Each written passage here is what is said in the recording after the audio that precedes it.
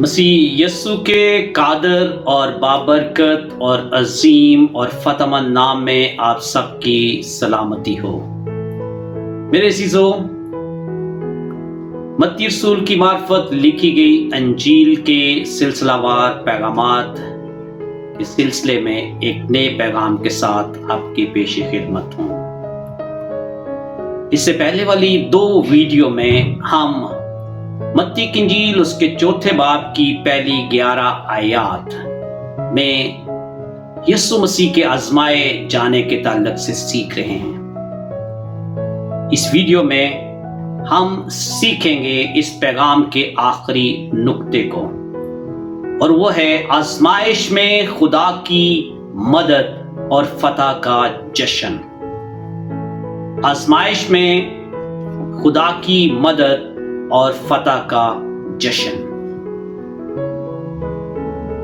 मत्ती की इंजील उसके 4 बाब की 11वीं आयत में लिखा है, तब अबलीस उसके पास से चला गया और देखो फरिश्ते आकर उसकी खिदमत करने लगे। खुदावंद के पाक कलाम के पढ़े और सुने जाने के वसीला से खुदा हमें बरकत बख्शे। पहली बात जो हम यहां सीखते हैं, अबलीस चला गया, अबलीस भाग गया। मुकद्दस याकूब अपने खत के 4 बाब की 7वीं आयत में लिखते हैं, बस खुदा के ताबे हो जाओ और अबलीस का मुकाबला करो तो वो तुमसे भाग जाएगा।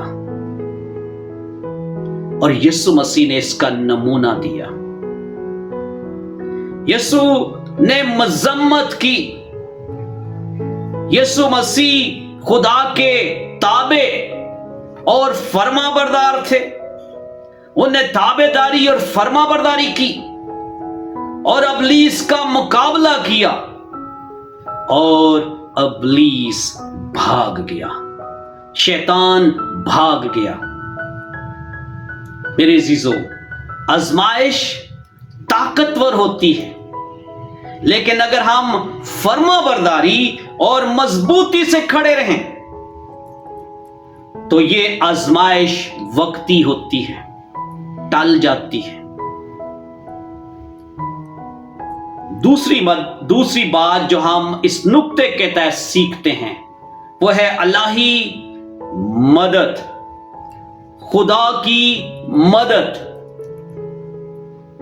फरिश्तों ने यस्सु की खिदमत की। खुदा आजमाइशों के बाद मदद भेजता है। खुदा कभी हमें जंग में तन्हा नहीं छोड़ता। वो अपने वादे के मुताबिक हमारे साथ होता है। हमें यकीन रखना चाहिए, जैसे खुदा ने अपने कलाम में यशवा की किताब उसके 1 बाब की 9वीं आयत में कहा, मजबूत हो जा, खौफ ना खा, बेदिल ना हो, हौसला रख, जहां जहां तू जाए मैं तेरे साथ हूं। मेरे अजीजों, खुदा हमारे साथ रहने का वादा करता है और उसके वादे ला तब्दील हैं। हमें उन पर भरोसा करना है। वो हमें सुकून, ताकत और तसल्ली फराम करता है, जिसकी आजमाइश के दौरान अशद जरूरत होती है। मेरे अजीजों, आजमाइश पर काबू पाने के लिए 3 बातें बहुत ही अहम और जरूरी है। पहली बात, खुदा के कलाम को जाने। खुदा के कलाम को जाने। यीशु ने आजमाइश पर काबू पाने के लिए कलाम मुकद्दस के हवाला जात दिए, कलाम को इस्तेमाल किया। ईमानदाराना जिंदगी गुजारने के लिए, आजमाइशों में गालिब आने के लिए हमें कलाम को जानना जरूरी है और कलाम को खुराक के तौर पर हर रोज लेने की जरूरत है। دوسری بات، خدا پر انصار کریں اور فروتنی اختیار کریں. خدا پر انصار کریں اور فروتنی اختیار کریں. خدا کو مت آزمائیں، خدا کو چیلنج نہ کریں. خدا کے وعدوں پر، خدا کی باتوں پر، خدا کے کلام پر بھروسہ کریں. اس کا کلام سچ اور برحق ہے، وہ اپنے کلام کو پورا کرتا ہے.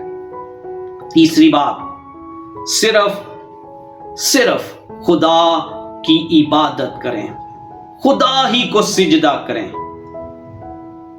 کوئی آسان راستہ تلاش نہ کریں، کوئی سمجھوتا نہ کریں. خدا کی قادر مطلق حیثیت پر بھروسہ کریں، خدا کے وقت کا انتظار کریں. ایک مثال دیکھتے ہیں. ذرا تصور کریں کہ ہم ایک جنگ میں ہیں. کیا ہم بغیر ہتھیار، بغیر ڈھال اور بغیر تربیت کے میدان میں اتریں گے؟ ہرگز نہیں. لیکن بہت سے مسیحی ایماندار روحانی طور پر یہی کرتے ہیں. آزمائش کا سامنا بغیر بائبل، دعا یا ایمانداروں کی رفاقت کے کرتے ہیں اور مشکل کا سامنا کرتے ہیں. یسوع نے ہمیں راستہ دکھایا ہے. یسوع نے آزمائش کا مقابلہ خدا کی حیثیت سے نہیں بلکہ روح سے معمور انسان کے طور پر کیا. خدا کے کلام پر انصار کرتے ہوئے میرے عزیزو ہمیں بھی ایسا ہی کرنا چاہیے.